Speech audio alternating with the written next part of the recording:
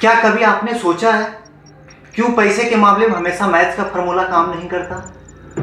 क्यों लोग rational result को देखकर इन्वेस्टमेंट तो करते हैं लेकिन रीजनेबल नहीं रह पाते? क्यों आज भी लोग इन्वेस्टमेंट से पहले लोन क्लियर करना चाहते हैं? क्यों आपके बैंक अकाउंट में रखा इमरजेंसी फंड पैसे की बर्बादी नहीं है? आइए इन सब सवालों का जवाब जानते हैं इस वीडियो में। मैं हूं गोविंद और आप देख रहे हैं अपना YouTube channel Finology by PSG. इस टॉपिक को स्टार्ट करने से पहले मैं आपसे सिंपल सा सवाल पूछता हूँ कि एक जगह पैसे लगाने से आपको 12% का रिटर्न मिलेगा और दूसरी जगह सिर्फ 6% का, तो आप कहाँ पैसे लगाएंगे? 99% लोग के दिमाग में एक ही जवाब आ रहा होगा, भाई ऑब्वियस सी बात है, जहाँ हमें ज़्यादा रिटर्न मिलेगा यानी 12% वाले में डालेंगे। और यहीं पर मैं आपसे कह रहा हूँ थोड़ा रुक जाओ, क्योंकि पैसे का गेम सिर्फ नंबर का गेम नहीं है, यह एक पेशेंस, सर्वाइवल और पीस का गेम है। आज हम बात करेंगे साइकोलॉजी ऑफ मनी की चैप्टर 11, जो कि है reasonable is greater than rational. Simple शब्दों में मैं बताऊं तो रेशनल का मतलब होता है 100% लॉजिकल, यानी सिर्फ नंबर पर डिसीजन लेना, जबकि रीजनेबल का मतलब होता है अपने लाइफ के इमोशन, कंफर्ट और रियलिटी को डिसीजंस में इंक्लूड करना। आइए इसे विस्तार में समझते हैं। मेरा एक दोस्त था, शेयर मार्केट में 20% रिटर्न कमाने का सपना देखा था। पेपर पर एकदम मस्त प्लान था, लेकिन जैसे ही मार्केट 30% गिर गया तो उसकी रात की नींद ही गायब हो गई। 3 दिन में एग्जिट ले लिया। यही होता है जब आपका प्लान रेशनल होता है लेकिन रीजनेबल नहीं। इसे एक और बाइक रेस के उदाहरण से समझते हैं। सोचो एक बाइक रेस है 200 किलोमीटर की। रेशनल बंदा बोलेगा मैं फुल स्पीड 120 किलोमीटर प्रति घंटे पर चलाऊंगा। पेपर पर एकदम सही लगता है, स्पीड ज़्यादा है तो जल्दी फिनिश करेगा। जैसा कि हमने मैथमेटिक्स के chapter time, speed and distance में पढ़ा है कि if distance is same, higher the speed lower the time and lower the speed higher the time. लेकिन रियल लाइफ में ये पॉसिबल नहीं है, क्योंकि जो बंदा हर वक्त 120 किलोमीटर प्रति घंटा की गति से जा रहा है उसका एक्सीडेंट का चांसेस ज़्यादा है। हो सकता है रास्ते में एक छोटा सा पत्थर आए और आपका बैलेंस बिगड़ जाए और आप गिर जाओ और रेस वहीं पर खत्म हो जाए, आप फिनिश लाइन तक पहुंच ही नहीं पाओ। ऐसा ही होता है रियल लाइफ में। वही रीजनेबल बंदा यह सोचेगा कि मैं सिचुएशन के हिसाब से स्पीड को बढ़ाऊंगा या घटाऊंगा। जहां रास्ता अच्छा लगा वहां पर उसने अपनी स्पीड बढ़ा दी और जहां रास्ता खराब लगा वहां पर अपनी स्पीड कम कर लिया और फिनिश लाइन तक पहुंच गया। इसलिए धीरे चलो लेकिन फिनिश लाइन को टच करो। पैसा बनाने का गेम भी ऐसा ही है। फास्ट वाले लोग जल्दी गिरते हैं, जबकि स्लो वाला बंदा फिनिश लाइन तक टिके रहता है। इसे एक और उदाहरण से समझते हैं। मान लेते हैं कि आपको वेट कम करना है। आपने रूटीन बनाया, आज से सिर्फ सैलेड, सूप और बॉइल्ड चीज़ें खानी है। रेशनल माइंडसेट के हिसाब से मान लेते हैं कि साल भर में आपका 5 केजी कम हो जाएगा, लेकिन आप 1 हफ्ते में बोर हो जाओगे और आपका प्लान फेल हो जाएगा। वहीं दूसरी ओर रीजनेबल माइंडसेट वाला बंदा यह सोचेगा कि रोज का खाना थोड़ा हेल्दी खाना है, बाकी हफ्ते या महीने में जब इच्छा करे फास्ट फूड खा लो। प्रोसेस थोड़ा स्लो होगा लेकिन आप अपने गोल को अचीव कर पाओगे। इन्वेस्टमेंट में भी जो प्लान आप लंबे वक्त तक फॉलो कर सको वही आपको जीत दिलाएगी। अब आपका डाउट होगा कि क्या रेशनल का मतलब सिर्फ नंबर्स फॉलो करना है? सोचो एक स्टॉक्स है जो लॉन्ग टर्म में 12% दे रहा है और एफडी है जो सिर्फ 6% दे रहा है। रेशनल लॉजिक कहता है भाई एफडी तोड़ दो, पैसा स्टॉक में डाल दो। लेकिन रीजनेबल माइंडसेट कह रहा है भाई एफडी में पैसा सिक्योर है, इमरजेंसी आने पर तुरंत मिलेगा और आप चैन की नींद सो पाओगे। अब आपका डाउट होगा कि यदि मैं इमोशनल होकर डिसीजन ले रहा हूं तो क्या मैं गलत हूं? और इसका जवाब है नहीं, क्योंकि फाइनेंस कोई मैथ्स का क्वेश्चन नहीं है जिसमें एक ही सही आंसर हो। यदि आपकी फैमिली है, बच्चे हैं, तो आपके डिसीजंस में उनका कंफर्ट भी आएगा और यह कंफर्ट आपके लिए प्रॉफिट से ज़्यादा इम्पोर्टेंट होगा। जैसे कि आपका अपनी फैमिली के साथ छुट्टी मनाने जाना, यह आर्थिक तरीके से देखा जाए तो लॉस है, लेकिन इमोशनली ये प्रॉफिट है। बहुत सारे लोगों का यह डाउट होता है कि मैं पहले लोन चुका दूँ या इन्वेस्ट करूँ। मान लेते हैं कि आपने होम लोन लिया 8% के रेट पर, जबकि इन्वेस्टमेंट आपको 12% दे रहा है, तो रेशनल माइंडसेट क्या कहता है? इन्वेस्ट करो और 4% एक्स्ट्रा कमा लो। तो फिर लोन क्यों चुकाऊं? लेकिन रीजनेबल माइंडसेट कहता है कि लोन खत्म होते ही आपका दिमाग फ्री हो जाएगा, मंथली ईएमआई का टेंशन खत्म हो जाएगा, और भाई टेंशन कम होते ही आप और अच्छे से कमा पाओगे, क्योंकि पैसा सिर्फ नंबर्स नहीं, एक मेंटल पीस का गेम भी है। बहुत सारे लोगों का मानना है कि इमरजेंसी फंड बैंक में पड़े पड़े इन्फ्लेशन से वैल्यू लूज कर रहे हैं, यह बर्बादी नहीं है क्या? और इसका जवाब है नहीं, बल्कि यह आपका इंश्योरेंस है। आज आप इंश्योरेंस लेते हो ना, आपका रिटर्न 0 होता है, पर आप लेते हो क्यों? क्योंकि रिस्क कवर होता है। मैं टर्म लाइफ इंश्योरेंस की बात कर रहा हूँ, यूलिप या इंडोमेंट की नहीं। इमरजेंसी फंड भी वही है, जब कभी जरूरत आएगी आपको मार्केट में अपने शेयर्स लॉस पर नहीं बेचना पड़ेगा। ऐसे सिचुएशन में यदि आप और आपका दोस्त इमरजेंसी में पैसे अरेंज नहीं कर पाओगे, तब आप समझोगे रीजनेबल होना कितना जरूरी होता है। अब आप सोचोगे कि यदि मैं हर जगह रीजनेबल बन जाऊं तो मैं रेशनल माइंडसेट वाले इन्वेस्टर से पीछे ना रह जाऊंगा।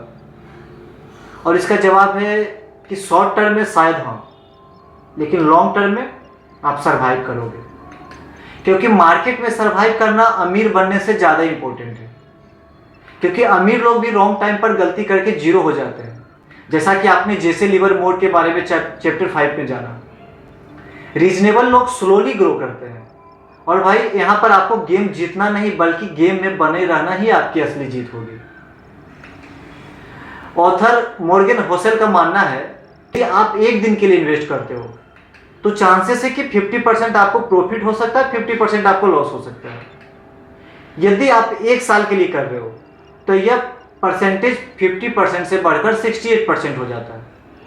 यदि आप 10 साल के लिए इन्वेस्ट कर रहे हो तो यह परसेंटेज 88% हो जाता है। और यदि आप 20 साल के लिए इन्वेस्ट करते हो तो फिर आप 100% श्योर रहो कि आप प्रॉफिट में ही रहोगे। मतलब जो बंदा कछुए की भी चाल चल रहा है वही जीतेगा इस रेस में। अब मैं आपको रेशनल माइंडसेट के फायदे और नुकसान बताने वाला हूं। रेशनल माइंडसेट का फायदा यह है कि इसे किंग ऑफ प्रॉफिट बोला जाता है, क्योंकि रेशनल बंदा हमेशा कैलकुलेटर लेके चलता है, उसे बस मैक्सिमम प्रॉफिट चाहिए। जैसे कि यदि आप फुटपाथ पर 10 रुपए की चाय पीते हो और वही चाय किसी 5 स्टार होटल में 100 रुपए की पीते हो, तो रेशनल बंदा क्या बोलेगा? 10 की चाय पी लो, 100 का क्यों?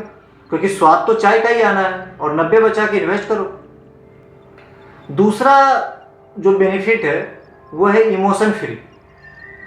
रेशनल बंदा गुस्सा, दोस्ती या प्यार कुछ नहीं देखता। उदाहरण के तौर पे जैसे दोस्त बोल रहा है कि भाई शादी में 2000 का गिफ्ट दे दो, जबकि रेशनल बंदा बोलेगा मेरे बजट में जितना बैठ रहा उतना ही दूंगा, लेना है तो लो, नहीं तो कोई बात नहीं। ये इमोशन में नहीं आते। तीसरा जो बेनिफिट है यह है नंबर फ्रेंडली। हर डिसीजन एक्सेल सीट में लिखकर निकालते हैं। जैसे कि यदि घर खरीदने से ज़्यादा रेंट पर रहना ज़्यादा सस्ता है तो रेशनल बंदा तुरंत रेंट पर ही शिफ्ट हो जाएगा। अब रेशनल माइंडसेट के कुछ नुकसान भी हैं। अब मैं आपको कुछ नुकसान बताता हूँ। पहला नुकसान है कि इसके पास कोई इमोशन नहीं है। रियल लाइफ में जिंदगी कैलकुलेटर से नहीं चलती, कभी कभी इमोशन भी चाहिए। जैसे कि रेशनल बोलेगा हॉलीडे पैसे की बर्बादी है, पैसा बचाओ, पर फैमिली के लिए क्या है? फैमिली क्या बोलेगी? असली खुशी घूमने में भी है। दूसरा जो नुकसान है रेशनल माइंडसेट का वह है रिस्क का स्ट्रेस। रेशनल बंदा ज़्यादा रिटर्न के चक्कर में रिस्क भी ज़्यादा उठाता है। जैसे कि स्टॉक मार्केट में 20% रिटर्न कमाने के लिए घुस गया, पर दिन रात चार्ट देखते देखते टेंशन का पेशेंट बन गया। तीसरा पॉइंट है वीक रिलेशनशिप। पूरे लॉजिक पर जीने वाले इंसान को लोग थोड़ा हार्टलेस समझने लगते हैं। जैसे मैरिज एनिवर्सरी पर वाइफ अगर कुछ भी गिफ्ट मांगे तो रेशनल बंदा बोलेगा तुम्हारे पास ऑलरेडी है, एक और क्या करोगे? मतलब रेशनल होना फायदे का सौदा है, पर अगर लाइफ में थोड़ा रीजनेबल ना मिक्स करो तो जिंदगी बोरिंग और स्ट्रेसफुल हो जाती है। अब मैं आपको रीजनेबल होने के फायदे के बारे में बताता हूँ। पहला फायदा यह है रीजनेबल का कि ये लोग दिल और दिमाग का कॉम्बो होते हैं। रीजनेबल इंसान थोड़ा लॉजिक थोड़ा इमोशन दोनों यूज करते हैं। जैसे कि हॉलीडे पर 50,000 खर्च हुआ, रेशनल माइंडसेट क्या बोलेगा? फालतू का खर्चा है। जबकि रीजनेबल बंदा क्या बोलेगा? फैमिली खुश, मतलब इन्वेस्टमेंट। दूसरा जो बेनिफिट है रीजनेबल का, वो है ये पीसफुल लाइफ। यह बंदा अपनी नींद, कंफर्ट और सिक्योरिटी को प्रायोरिटी देते हैं। जैसे कि शेयर मार्केट में रिस्की स्टॉक्स छोड़कर एफडी में एफडी कर लेते हैं। रिटर्न कम मिलता है लेकिन टेंशन फ्री लाइफ जीते हैं। तीसरा बेनिफिट है लॉन्ग टर्म सस्टेनेबल। थोड़ा कंप्रोमाइज करके डिसीजन लेते हैं जिससे वो टिकाऊ होते हैं। जैसे कि जिम मेंबरशिप लेने के बजाय डेली वॉक करना पसंद करते हैं। थोड़ा कम स्टाइलिश लगता है लेकिन लाइफ टाइम मेंटेन कर सकते हैं। अब रीजनेबल होने के कुछ नुकसान भी हैं। पहला नुकसान है कि लेस प्रॉफिट।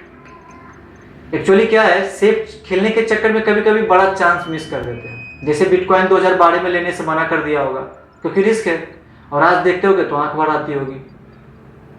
दूसरा है ओवर सेफ मोड। हर चीज में कंफर्ट चाहने की वजह से एडवेंचरस डिसीजन मिस हो सकते हैं। जैसे कि स्टार्टअप आइडिया था लेकिन नौकरी सेफ है सोचकर किसी और कंपनी को यूनिकॉर्न बनते देखना। तीसरा पॉइंट है कभी कभी ओवर इमोशनल होना। कभी कभी इमोशन में आकर ज्यादा खर्च कर देना। जैसे कि अपनी लेवल से ज्यादा महंगा घर खरीद लेना ताकि परिवार वाले खुश हो जाए। लेकिन यदि आप ओवरऑल देखो तो रीजनेबल बनना रियल लाइफ में ज्यादा काम आता है, क्योंकि लाइफ एक्सेल सीट से नहीं चलती, उसमें थोड़ा दिल, इमोशन और शांति भी चाहिए। ऑथर का मानना है कि यदि आप अपनी चैन की नींद खराब करके ज्यादा रिटर्न कमा भी लेते हो तो क्या फायदा, आपका पर्सनल लाइफ तो इंपैक्ट हुआ ना। रिटर्न कम मिले चलेगा लेकिन पर्सनल लाइफ शांति एवं सुकून से चलना चाहिए। तो आज आपने सीखा कि पैसे बनाने के लिए हमेशा रीजनेबल रहना जरूरी नहीं, लेकिन अगली वीडियो में मैं आपको एक ऐसी सोच दिखाने वाला हूं जो इस रूल को तोड़ती है लेकिन फिर भी काम करती है। बताता हूं अगली वीडियो में। यह था साइकोलॉजी ऑफ मनी का चैप्टर 11। यदि आप भी अपना फाइनेंशियल ज्ञान बढ़ाना चाहते हो तो हमारे YouTube channel Finology by PSG को सब्सक्राइब करना ना भूलें। और यदि यह वीडियो अच्छी लगी हो तो वीडियो को लाइक करें एवं अपने फ्रेंड्स के साथ शेयर करें। आप लोग कमेंट में यह बताइए कि आपको कौन सा पॉइंट सबसे अच्छा लगा। मिलते हैं अगली वीडियो में, तब तक के लिए स्वस्थ रहिए, खुश रहिए और सीखते रहिए। जय हिंद।